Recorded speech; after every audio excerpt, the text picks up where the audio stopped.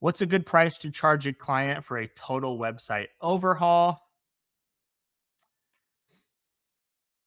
There's no correct answer to what's a good price. Um, Honestly, the way I recommend doing pricing is like, what's the lowest price that feels good to you? Try to fill your entire work schedule at that rate, at like the lowest viable rate for you. This is how I approached it. You're going to get different advice from different people. Fill your whole schedule at the lowest rate you can get paid from people for. Fill your schedule.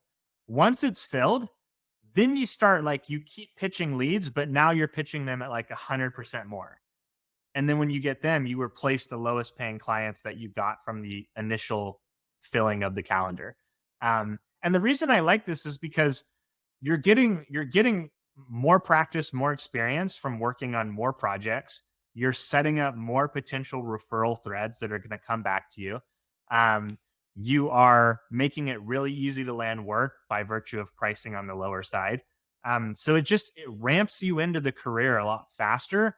And then like and then as you keep pitching, like you have to pitch to fill the schedule. So you learn how to pitch. And then as you keep pitching, you now instead of trying to guess what's my price, you're letting the market tell you what your price is. So you sell a website at $1,000 and then you fill your schedule with that. So then the next one you pitch them 2,000. They say yes. You try to pitch the next one 2,000. They say yes. 2,000 is now your rate, not because you guessed, not because someone talking to you through a camera told you that was the right price, because the market told you this is the right price. And then you keep doing that until you cap out, until you start finding, hey, like I've been raising my rates over time and I get to a point that like I'm bumping up against a wall where like I can't consistently close clients at a higher rate. And that kind of becomes your equilibrium. And then the question becomes, is there something I can do to improve my skills or my pitch targeting to allow me to pay higher work?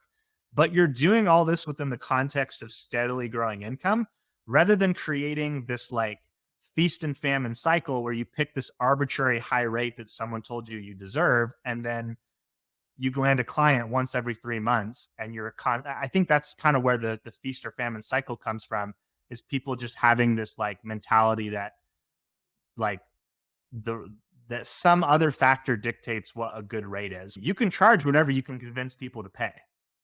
That's how prices work. Um, but if you just because you get one person to say yes at $10,000 doesn't mean you can get the next five people to say yes at $10,000. So like you may find that you get a really strong rate with one client, but it's actually more than what you can consistently charge. And that's where like approaching this business with no ego is just so fucking useful.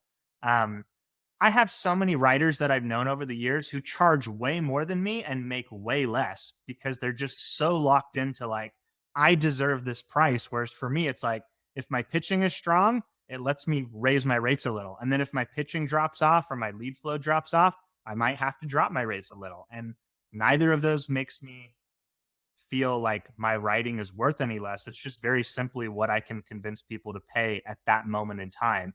Um, so I just encourage people to approach pricing more that way than getting into this idea of this work deserves X rate or this work, this is the right price.